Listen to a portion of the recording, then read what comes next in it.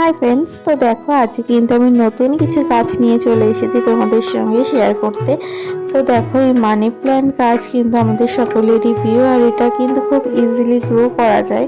দেখো এর কাটিংগুলো আমি সবেমাত্র 3-4 দিন হলো লাগিয়েছি, তার মধ্যে কিন্তু সাদা সাদা কি সুন্দর রুট বের হওয়া শুরু হয়ে গেছে।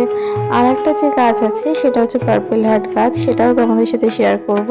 এই মানি প্ল্যান্ট গাছ সম্পর্কে আরেকটু বলি, এটা কিন্তু খুব অযত্নেই খুব তাড়াতাড়ি গ্রো করে। এই যে পার্পেল হার্ট গাছটা করেছিলাম, এটা আমাদের ডায়েট কলেজে অনেক প্রচুর পরিমাণে ছিল, তবে সেই সময়ে আমি এর কাটিং নিয়ে আসতে পারিনি ঠিকই, তবে আমি আমার একটা ফ্রেন্ডের বাড়ি থেকে এই গাছগুলো এনেছি।